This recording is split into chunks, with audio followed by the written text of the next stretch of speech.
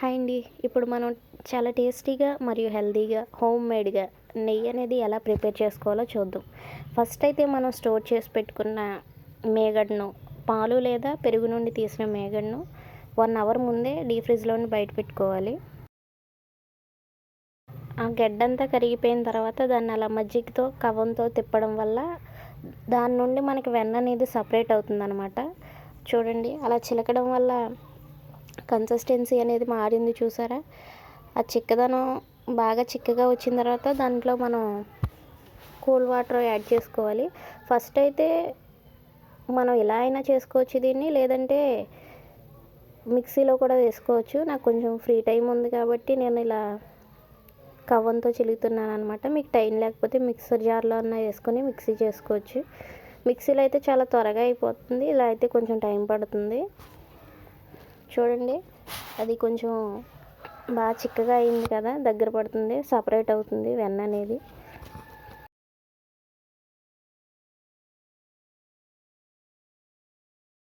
ఇంట్లోనే ఇలా నెయ్యి ప్రిపేర్ చేసుకోవడం వల్ల సూపర్ మార్కెట్స్లో దొరికే నెయ్యి కన్నా మనం ఇంట్లో చేసుకునేది చాలా టేస్టీగా ఉంటుంది. అలాగే హెల్త్కి కూడా చాలా మంచిది కాబట్టి చేసుకోవాలి.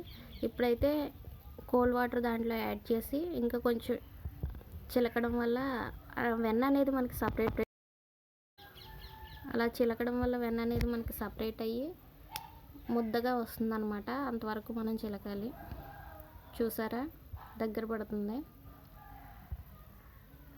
ఇంకా కొంచెం ఒక 5 నిమిషాలు 10 నిమిషాలు పక్కన పెట్టుకుంటే అది దగ్గర పడుతుంది.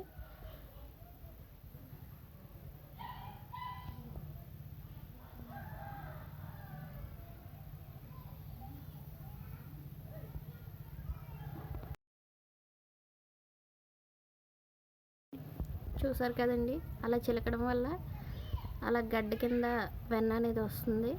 దాన్ని మనం తీసుకొని కోల్డ్ వాటర్లో క్లీన్ చేసుకోవాలి. నార్మల్ వాటర్లో అయినా మనం క్లీన్ చేసుకోవచ్చు, కానీ నార్మల్ వాటర్లో వేయడం వల్ల వెన్న అనేది కరిగిపోతుంది. ఇలా కూల్ వాటర్లో మనం వేసి కడగడం వల్ల వెన్న అనేది కరగకుండా ముద్దలా ఉంటుంది, మనకి తీసుకోవడానికి కూడా ఈజీగా ఉంటుంది. ఇలా క్లీన్ చేసుకోకుండా కూడా వేడి చేసుకోవచ్చు. అలా చేయడం వల్ల నెయ్యి స్మెల్ అనేది మంచిగా ఉండదు. ఇలా చేయడం వల్ల నెయ్యి స్మెల్ అనేది చాలా మంచిగా వస్తుంది. ఇలా క్లీన్ చేసి మనం వెన్నని వేడి చేసుకోవాలి. చూసారా, నాకు 3 ముద్దల కింద వెన్న అనేది వచ్చింది. దీంతో నాకైతే 100 to 150 గ్రామ్స్ నెయ్యి రావచ్చు. అలా శుభ్రంగా క్లీన్ చేసుకోవాలి. క్లీన్ చేసుకున్న తర్వాత మనం దాన్ని నెయ్యి చేసుకోవాలి.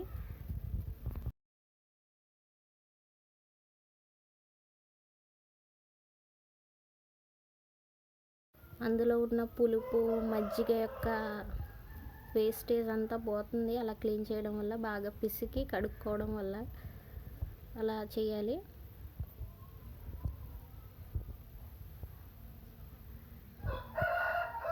చూడండి, ఇప్పుడైతే మనకి అది క్లీన్ అయ్యింది.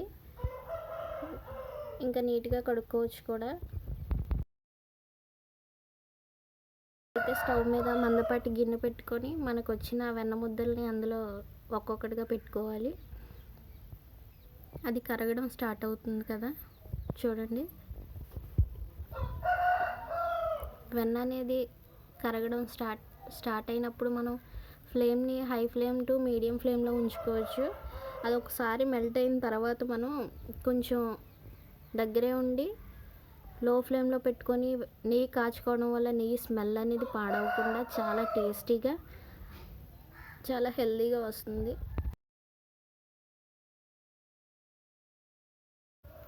చూడండి, వెన్న అనేది మెల్ట్ అవుతుంది.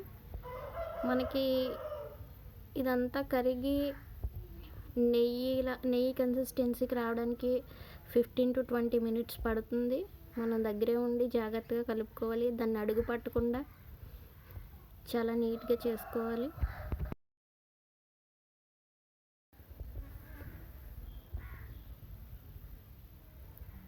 చూసారు కదా, వెన్నంతా కరిగిపోతుంది.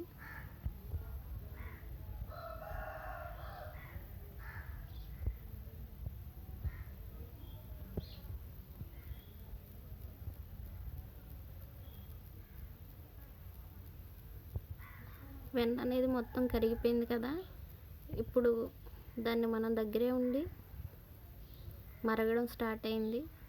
అడుగు పట్టకుండా ఆ వెన్నలో ఉన్న కోవా అనేది మాడిపోకుండా ఎర్రగా వచ్చేంత వరకు మనం చక్కగా దగ్గరే ఉండి కలిపి పెట్టుకోవాలి. చూడండి ఎంత చక్కగా మనకి అది రెడీ అవుతుందో.